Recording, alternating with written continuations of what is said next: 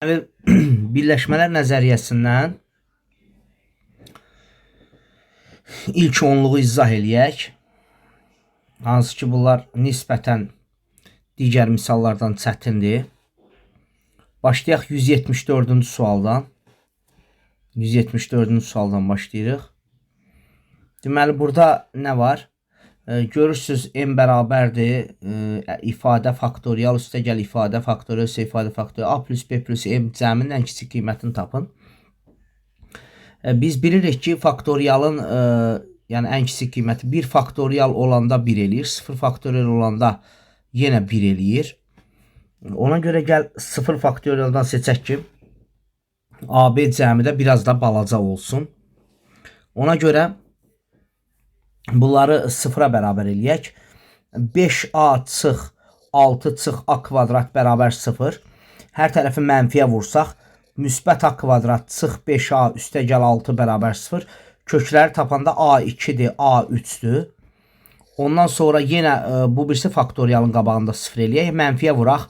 A kvadrat çıx 7a üstəgəl 12. Müsbət bu dəyişdi. Bu mənfi oldu, bu müsbət oldu. Deməli belə. Bərabər 0. A3-dür, 4-dür. İndi ikisini də eyni zamanda 0-a çevirən A3-dür. Deməli, A3-ün qiymətimizi tapdıq biz.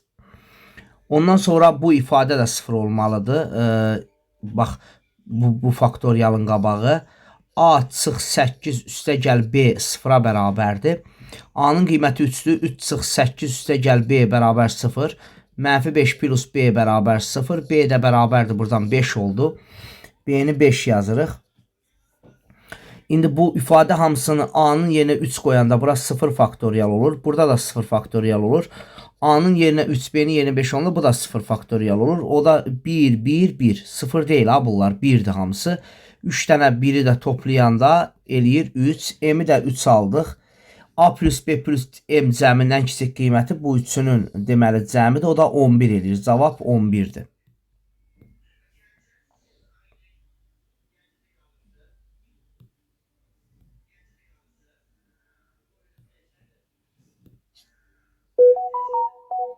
Belə. Keçək növbəti suala. Aha. Deyir ki, çoxluğun elementlərinə istifadə edərək rəqəmləri fərqli mümkün olan bütün 5 rəqəmli ədədlər yazıldıqda həmin ədədlərin neçəsində tək rəqəmlərin hər biri yan-yana olar. Normalda birinci gəl biz deməli rəqəmləri fərqli olan neçə 5 rəqəmli ədəd yazmaq olar? Təkcə onu tapaq. Rəqəmləri fərqli olan neçə 5 rəqəmli ədəd yazmaq olar? Deməli 5 dənədir. 5 dənədirsə deməli birinci yeri 5 üsulla doldururuq. Deməli birincini 5 üsulla seçirəm, ikincini 4, o birisini 3, sonra 2, sonra 1 müxtəlif rəqəm. Deməli 120 dənə rəqəmləri fərqli olan 5 rəqəmli ədəd yazmaq olar. Bunu başa düşdük. İndi tək rəqəmlər yanaşı olsun. Tək rəqəmlər hansılardır? 3, 5, 7'dir. Burada hansı hallar var? Gəlin baxaq. Bax, belə ola bilər. Bax, yumru qoyuram. Deməli, bu hal var.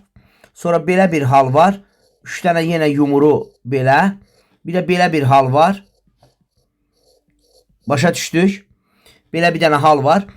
Deməli, tək rəqəmlər yan-yana olmaq üçün, bax belə görsən, 3 dənə yumru, yəni ancaq tək rəqəmlər burada olmalıdır. Burada birinci yeri neçə üsulla doldurmaq olar? 3 üsulla doldurmaq olar. İkinci yeri 2 üsulla, o birisini 1 üsulla. Deməli, burada 6 dənə üsul var.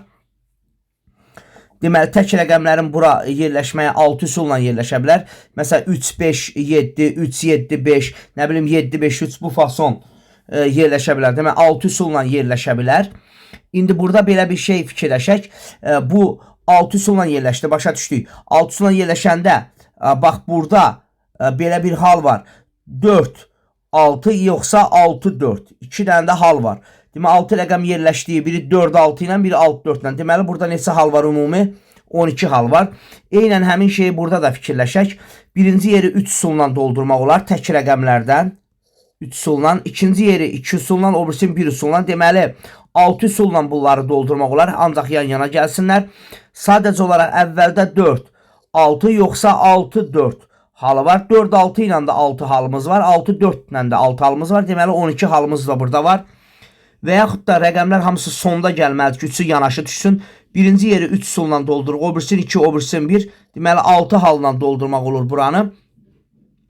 Deməli əvvəldə 4, sonra 6 olanda 6 hal ya da 6 4 olanda 6 hal, 12 halda buradadır. Bütün halları toplayırıq. Deməli burada 36 dənə hal var. Belə bu cür.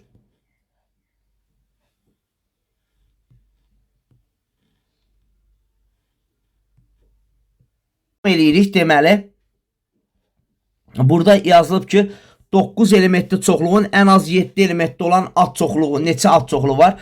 9 elementli, bunu bilirik.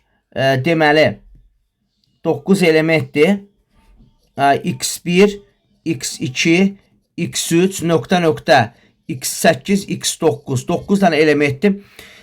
Sadəcə olaraq ad çoxluğun içində ən az 7 dənə element olsun. Deməli ad çoxluğun içində 7 element olan var. Deməli 8 element olan hal var. Bir də 9 element olan hal var. Bir də yazıb ki ad çoxluqları tap. Amma içində ancaq 7 elementlər olsun. Ən az 7 element olmaq nə deməkdir? 7 elementlər də götürə bilərsən. 8-i də götürə bilərsən, 9-u da. Ən az 7 element nə deməkdir? Deməli çoxluqdur. Çoxluqdur. Ən az 7 elementli olmaq nədir? 7 elementləri götür. 8 elementləri də götür, 9 element. Ən az amma 7 elementlidir. Deməli bu 3 halın 3'ü də bizim işimizə yarayır. 9 element çoxluğun 7 element çoxluqları, ad çoxluqları nədir? 9'dan 7. 9 elementin 8 elementli ad çoxluqları 9'dan 8. 9 elementin 9 elementli ad çoxluqları 9'dan 9. Bunların hesabını bilirsiniz siz. Bax, kombinizonda belə bir şey var. 9 7 əvəzinə 9, 9'dan 7 çıxanda 2. 9 7 əvəzinə 9 2 yazmaq olur. 9 8'in əvəzinə 9'dan 8 1 elir. 9 1 yazmaq olur. 9 9'un əvəzinə 9 0 yazmaq olur. 2'nin hesablanma qaydası şifahi 9 vur 8 bölü 2 idi. 1'in hesablanma qaydası buradakı ədədin özüdür. Sıfırların hesablanma qaydası ilə 1 eləyir. Cavab burada 36 üstə gələk 10, o da eləyir neçə? 46. Belə. Bunu da həll elədik. Deməli 3 dənə sual həll eləmiş olduq. Aha. Diqqətiniz burada olsun. Bu texnikanı bir də çatdırım sizə. Məsələn 10 bura yazılıb tutaq ki 8. 18'in əvəzinə 10, ondan 8 çıxsın 2. Bunu hesaplasan kifayət eləyir. 45. Nə bilim 19 10, ondan 9'un 1. Birlərin də elə cavabı buradakı ədədin özüdür. 10 10 10 0 elə bil 5 0 1 eləyir. 10 0 1 eləyir. 12 10 0 cavab 1'dir. Yəni bunu yadda saxlayaq. İndi burada bəs ən çox 7 elementli desəydi nə olardı? Ən çox 7 elementli. Ən çox 7 element nə deməkdir? Yəni ad çoxluqlar elə orada 7 dənə element olsun. Ən çox 7 olsun amma.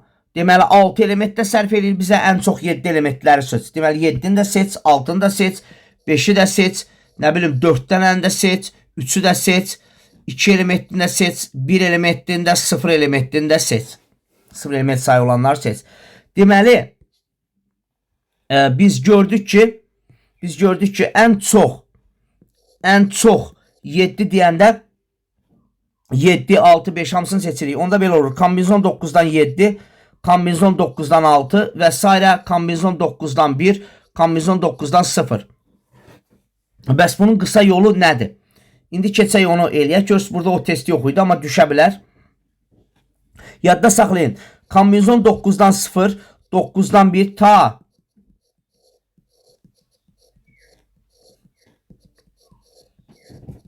9'dan 9'a qədər cavab həmişə 2 üstü 9 eləyir. Bizə bu hissəni soruşur. Bu hissənin cavabı soruşur. Bura bir x deyək.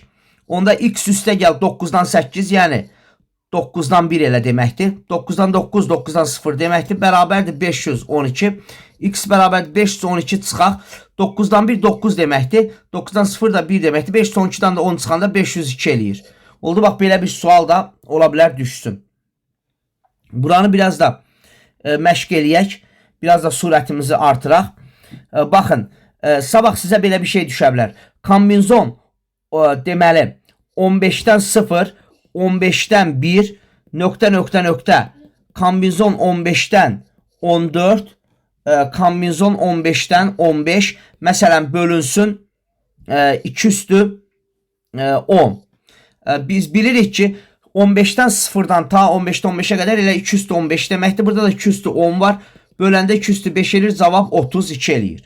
Məsələn, bax, belə bir sualda gözləyin siz. Çıxmayıb, istifadə oluna bilər bu. Oldu. Bunlar hamısı Newton binomundan gəlir. Bu barədə də danışacağıq ayrıca. Burası düstur kimi bilək. Kombinzon n-dən 0, kombinzon n-dən 1, n-dən 2, nöqtə, kombinzon n çıx 1, üstə gəl kombinzon n-dən n. Bunun hamısının cəmi ilə 2 üstü n deməkdir. Yəni bunu biləsiniz. Aha. Deməli bunu da başa düşdük. Hal-hazırda 1, 2, 3, bir dənə də içində izah elədim 4. 4 dənə çətin sualı öyrənmiş olduq. Aha. Gələk bura. Deyir ki, burada deyir ki 4 qız və 2 oğlan var. Yan-yana qoyulmuş 6 stulda oturmalıdırlar. Ümumiyyətlə bu 6 nəfərdirlər. 6 nəfər yan-yana isə faktorialla oturur. Belə sual versə 6 faktorial üsulla otururlar. Bunu bilirik. İndi deyir ki, sıranın əvvəlində və sonunda oğlan olsun. 2 dənə oğlan var burada. Oğlan 1 və oğlan 2 oturdu. Yerdə qaldı 4 dənə yer. 4 dənə yerə də 4 dənə qızı oturduruq burada. 4 dənə qız burada neçə üsulla oturur? 4 nəfər 4 yerə 4 faktorial üsulla oturur həmişə. Məsələn 7 nəfər 7 yerə 7 faktorial üsulla oturur. 6 nəfər 6 yerə 6 faktorial üsulla oturur. Deməli 4 dənə qız 4 dənə boş yerə 4 faktorial üsulla otururlar düz masada. Aha, oğlanın biri əvvəldə, biri sonda olmalıdır. Deməli burada elə cavab 4 faktorialdır. Amma əslində oğlan 1, oğlan 2 halı var və yaxud da oğlan 2, oğlan 1 halı var. Burada da deməli 4 faktorial var. 4 faktorial üstə gəl 4 faktorial, o da eləyir 48. Yəni bu halda üstə gəl bu hallar var. Aydın oldu. Belə. Deməli burada 48 hal oldu. Aha. Keçək bura. Deməli 3 tarix, 2 coğrafiya, 3 riyaziyyat müəllimi dairəvi masada otururlar. Ümumiyyətlə bunlar neçə nəfərdirlər? Hamısını sayın. 6, o da 2, 8 nəfərdirlər. 8 nəfər dairəvi masada 8 çıx 1 faktorial üsulla 7 faktorialla oturardılar. Ümumiyyətlə desəydi ki, bunlar dairəvi masada neçə üsulla oturur? 7 faktorial üsulla. Bu ayrı. Bunu ayrı bildik. Belə bir sual olsa bunu bu cür həll edirik. Sualın içindən sual da çıxardırıq da. İndi isə bunlar eyni fənni tədris edənlər yan-yana olmalıdır. Bunları bağlayaq. 3 nəfəri bağladıq elədi 1 nəfər. 2 nəfər də skotsla bağladıq oldu 1 nəfər. 3 nəfər də skotsla bir-birinə bağladıq oldu 1 nəfər. Cəmi neçə nəfərdir? 3 nəfər. 3 nəfər dairəvi masada neçə üsulla oturar? 3 çıx 1 faktorial üsulla. 3 nəfər dairəvi masada 3 çıx 1 faktorial üsulla, yəni 2 faktorialla oturarlar. Məsələn 8 nəfər dairəvi masada neçə üsulla oturar? 7 faktorial. 16 nəfər dairəvi masada neçə üsulla oturar? 16 çıx 1, yəni 15 faktorial. Bu 2 faktorialı bildik. İndi dairəvi masada bunları 2 faktorialla 34'dün. İndi bunlar da axı öz yerlərində dəyişə bilirlər. Tarix 3 nəfərdir. 3 nəfər öz arasında yer dəyişməsi 3 faktorial. 2 nəfərin yer dəyişməsi 2 faktorial. 3 nəfər riyaziyyatın yer dəyişməsi 3 faktorial. Bunları vuranda 2, vur 6, vur 2, vur 6 elədi 144. Belə. Bunu da başa düşdük. Keçək növbəti suala. Müəyyən sayda şagirdi olan sinif, yəni sinifdə n sayda şagird var və 2 nəfər növbətçi seçilir. Sıradan adi 2 nəfər çağırılır. Yəni biri müdür, biri mavin deyil. Sadəcə 2 nəfəri seçir. Kombinzon n-dən 2. Müəyyən sayda şagird olan sinifdən 2 nəfər növbətçi seçirik. Onda kombinzon n-dən 2 və bu da 120-yə üsulla olur. Yəni bərabərdir 120. n2-nin düsturu n vuraq n çıx 1 böl 2-dir düsturu. Bərabərdir 120. n vuraq n çıx 1 bərabərdir 240. Bunu vurub açıb kvadrat tənlik də eləyə bilərsiniz. Bura qiymət qoymaqla da yoxlayarsınız. Görək hansı ədədləri vuranda 240 eləyir. Amma arasında bir fərq olsun. Onu yoxlasaz siz görərsiniz ki 16 vur 15'i 240 edir. Deməli n 16'dır. N 16. Burada gərək biraz iti hesablama olsun. Bundan sonra o hesaplamanı da işləyərik təzdən. 16 nəfər sinifdə adam var. Onun 10 dənəsi qızdır. Onda oğlan 16 çıxaq. 10 bərabərdir 6 dənə də oğlan var sinifdə. Belə. Bunu da başa düşdük. Deməli. Burada gələk n vur n çıx 1'in 240 olduğunu yoxlayaq. Məsələn, n-ə hansı ədədlər versək, bir-birinə vuran 240 olur. Məsələn, n-i mən 30 seçirəm. Onda bu birisi olar 29. 30'u 29'a vuranda arasaba 600 neçə eləyir? Ola bilməz. Biraz düşə aşağı. N-i 20 seçsək, 20, 19. 20'ni 19'a vuranda 380 eləyir. Aha, bu da ola bilməz. 20'dən düşə aşağı 10. 10 vur 9, 90 elədi. Alınmadı. Qalxaq yuxarı. 10 olmadı, 20 olmadı. Qalxaq 15'ə. 15 vuraq 14. 15'i 14'ə vuranda nətər vurursan? 2, 7. Parçalayıram. 2'ni 15'ə 30, 37, 210. Aha, yaxınlaşdım buna. 15 seçəndə yaxınlaşdım. 16 seçim. 16 vur 15. 16 nətər yazaram? 8 vur 2 yazaram. 2'ni 15'ə 30. 30 da 8'ə 240. Əla. En deməli 16 imiş. Bax, belə seçmə üsulundan vurub həll eləmək olur. Gəldik bura. Təpələri verilən nöqtə neçə qabaraq 4 bucaqlı çəkmək olar? 4 bucaqlı üçün yuxarıdan da gərək 2 nöqtə seçəm, aşağıdan da 2 nöqtə seçəm ki 4 bucaqlı alınsın. Yuxarıda neçə nöqtə var? 4 nöqtə. Yuxarıdan 2 nöqtəni 4'dən 2 üsulla seçirəm. Aşağıda 5 nöqtə var. Aşağıdan da 2 nöqtə seçməliyəm. 5 nöqtə arasından ikisini nətər seçirəm? 5'dən 2 ilə seçirəm. Və bunları da ikisi eyni zamanda seçilməlidir. 4'dən 2 vur 5'dən 2 eləməliyəm ki, yəni o 4 bucaqlını ala bilim. Cavab 4 vur 3 bölü 2. Bunun hesaplanması. O birisinin hesaplanması 5 vur 4 bölü 2. Cavab 6 vuraq 10. O da eləyir 60. Oldu. Bir dəfə də danışaq. Bax. 4 bucaqlı düzəltməliyəm. Yuxarıdan 2 nöqtə götürməliyəm. Aşağıdan 2. Yuxarıdan əgər 3 dənə nöqtə götürsəm, 3 dənə, aşağıdan 1 nöqtə götürsəm 4 bucaq alınmayacaq. Ona görə 2 nöqtə yuxarıdan götürməliyəm, 2 nöqtə də aşağıdan alınsın. Bəs yuxarıdan hansı 2 nöqtəni götürüm? Deməli 4 dənədən 2'sini seçəsən. Aşağıdan hansı 2 dənəni götürüm? Orada da 5 dənədən 2'sini seçəsən. Sadəcə olaraq həm 4 dənədən 2, 5 dənədən 2 tam axıra kimi seçilməli ki, görəv tamamlansın. 4 bucaqlı alınsın. Ona görə vururuq görəv tamamlanana qədər. Dediyim kimi bu 4 vur 3 bölü 2'dir. Bu 5 vur 4 bölü 2'dir. O da 6 vur 10'dan 60 və salam. Məsələ hazırdır. Belə. Gəldik bura. Aha. Elementdə istifadə etmək 50 mindən böyük. 50 mində neçə dənə ədəd var? 5 dənə ədəd var. 1, 2, 3, 4, 5. 5 dənə ədəd var. Görəsən nə qədər vəbşə belə 5 rəqəmli düzəltmək olar? Nə qədər 5 rəqəmli düzəltmək olar? Görəsən. Ümumiyyətlə birdən tutaq ki, belə soruşur da 5 rəqəmləri düzəlt. Birinci yer neçə üsulla seçsən? 6 üsulla yox. 5 üsulla seçə bilərsən, 0 olmur. Amma rəqəmlər təkrarlana bilər deyirsə, ikincini 6 üsulla seçirsən, o birisini də 6, o birisini də 6, o birisini də 6. Cavab 5 vur 6 üstü 4 olur. Əslində, bax bu ədədlərdən neçə 5 rəqəmli düzəldə bilərsən, rəqəmlər təkrarlansın. Birincini 5 üsulla seçə bildin, 0'ı saymadın. O birisləri amma 6'sından 6'sı ilə də seçə bilirsən və bu cavab alındı. Tutaq ki, belə bir sual versəydi, bunun cavabını bildin ürəsən. Deməli belə, özdə sualları mən izah edən sonra saxla, özün bir də təkrar işlə. Yoxsa alınmayacaq. Saxla, özün bir də təkrar işlə. İndi burada deyir ki, 50 mindən böyük olsun. 50 mindən böyük olmaq üçün birinci nə ilə başlamalıdır? 1 ilə, 3 ilə, 4 ilə, 0 ilə başlaya bilər, 8 ilə başlaya bilər. Ya da birinci nə ilə başlaya bilər? 9 ilə başlaya bilər. Deməli, burada neçə hal var? Bir hal var. Burada neçə hal var? Bir hal var. Və 5'ə bölünmək üçün sonu 0 olmalıdır. Sonu 0 olmalıdır. Bu da neçə haldır elə? Bir haldır. Sonu 0 olmalıdır. Bir hal. İndi digərlərində deyir rəqəmlər təkrarlana bilər. Digər yeri bu 3 dənəni 6 dənə ilə doldura bilərsən. Deyir rəqəmlər təkrarlana bilər. Bu 6 dənəni bura 6 üsulla gətirmək olar. Yenə buranı 6 üsulla, buranı da 6 üsulla doldurmaq olar. 6'ları vurduq onları 1'ə. Elədi 216.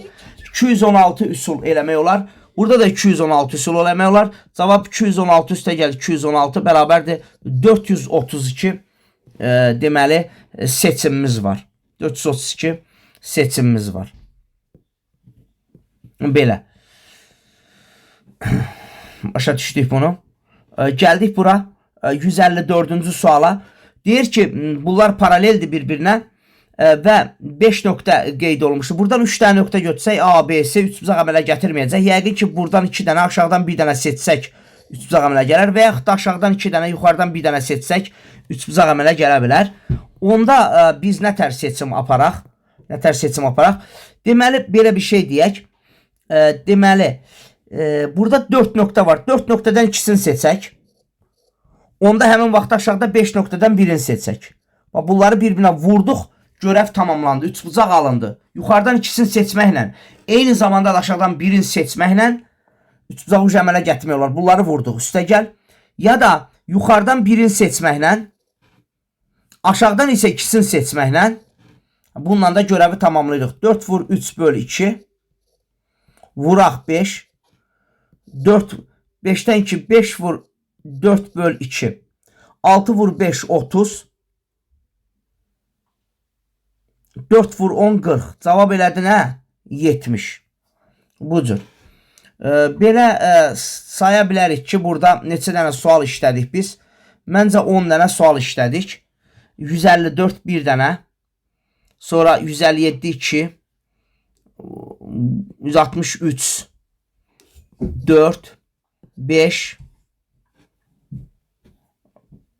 6 7 8. Burada 2 dənə işlədik. 9 dənə oldu, ha? 9 dənə işləmiş olduq. 9 dənə sual işləmiş olduq. Bəlkə də bunu saymadıq, ha? 10 dənə. Bir də sayaq istəyirsən. 1 2 3 4 5 6 7 8 9 10. Burada 2 dənə işlədik. Bəli. Əla. 10 dənə bax görürsüz də sondan görürsüz ətraflıları o blokda buraxılışda deyilmişdi. Ətrafları ona görə demədim. Elə ən son suallardan başladım. Burada Newton binomlarını ayrıca izah edəcəyik. Sırf birləşmələr nəzəriyyəsi ən sonuncu sualdan davam elədim. Ən sonuncu sual bir növdə buraxmadan ən sonuncu sualdan davam elədim. Fikir verirsiniz də ən sondan ən çətin sualdan başladıq və bir dənə də sual boşlamadan elədik. Sonra növbəti 10 dənəni də belə izah eləyəcəyik. 10 dənə sondan əvvələ gedəcəyik. Əvvəl hissəni də buraxılışda da işləmişdiniz. Da ehtiyac olmayacaq o hissələri deməyə. İstəsəz özünüz götürüb təkrarlayarsınız. Belə. Oldu. Sağ olun.